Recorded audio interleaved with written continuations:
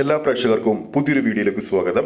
DQവിന്റെ നിർമ്മാണ കമ്പനി നിർമ്മിക്കുന്ന ഏറ്റവും ചിലവേറിയ ചിത്രമാണ് നഹാസ് ഹിദയാത്ത് പുതിയതായി സംവിധാനം ചെയ്തുകൊണ്ടിരിക്കുന്ന DQ ചിത്രമായ ഐ ആം ഗെയിം. സിനിമാ പ്രേക്ഷകർ വളരെയധികം പ്രതീക്ഷയോടെ കാത്തിരിക്കുന്ന ചിത്രത്തിന്റെ കൂടുതൽ അപ്ഡേറ്റുകൾ ഇപ്പോൾ പുറത്തു വന്നിരിക്കുകയാണ്.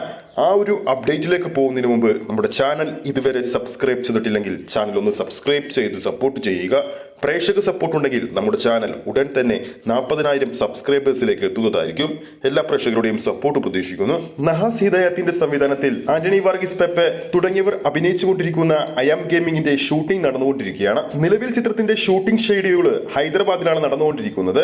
ഈ വരുന്ന തിങ്കളാഴ്ചയോടുകൂടി തന്നെ ഹൈദരാബാദിലെ ഷൂട്ടിംഗ് ഷെഡ്യൂൾ ചിത്രത്തിൻ്റെതായി പൂർത്തിയാകും. ശേഷം ചിത്രത്തിന്റെ 3ാം ഘട്ട ഷെഡ്യൂൾ ഈ വരുന്ന ആഗസ്റ്റ് മാസത്തിൽ ആദ്യ ആഴ്ചയിൽ തന്നെ കൊച്ചിയിൽ ആരംഭിക്കുമെന്നാണ് റിപ്പോർട്ടുകൾ വരുന്നത്. നിലവിൽ ചിത്രത്തിന്റെ ഷൂട്ടിംഗ് ഷെഡ്യൂളിലേക്ക് DQ ഇതുവരെ എത്തിയിട്ടില്ല. കൊച്ചിയിൽ ആരംഭിക്കുന്ന 3ാം ഷെഡ്യൂൾ തൊട്ടായിരിക്കും DQ ചിത്രത്തിൽ അഭിനയിക്കാൻ എത്തുക. അതോടൊപ്പം ചിത്രത്തിന്റെ ഭാഗത്തുനിന്ന് വന്ന മറ്റൊരു പ്രധാനപ്പെട്ട അപ്ഡേറ്റുകൾ പ്രകാരം ഐ ആം ഗെയിമിംഗിന്റെ തിരുവനന്തപുരത്ത് ഷൂട്ടിംഗ് നടക്കവേ കനത്ത മഴ മൂലം നിർത്തിവെച്ച ഷൂട്ടിംഗ് ഷെഡ്യൂള് ഈ വരുന്ന ജൂലൈ മാസം വീണ്ടും ആരംഭിക്കുമെന്നും റിപ്പോർട്ടുകൾ വരുന്നുണ്ട്. 3ാം ഷെഡ്യൂളിൽ കൊച്ചിയിൽ മാത്രം വലിയൊരു സെറ്റാണ് അണിയറ പ്രവർത്തകർ പ്ലാൻ ചെയ്യുന്നത്. അതുകൊണ്ട് തന്നെയാണ് ഒരു മാസത്തെ ഗ്യാപ്പ് കൊച്ചി ഷെഡ്യൂളിന് വേണ്ടി വരുന്നത്.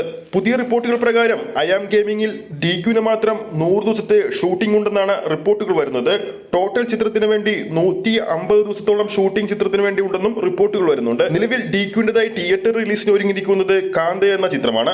പുറത്തുവരുന്ന അപ്ഡേറ്റുകൾ ശരിയാണെങ്കിൽ ഈ വരുന്ന ആഗസ്റ്റ് 1 കാന്ത തിയേറ്ററുകളിലെത്തും. കിങ് ഓഫ് കൊത്ത എന്ന സിനിമയ്ക്ക് ശേഷമാണ് വീണ്ടും DQ മലയാള സിനിമയിലേക്ക് തിരിച്ചെത്തുന്നത്.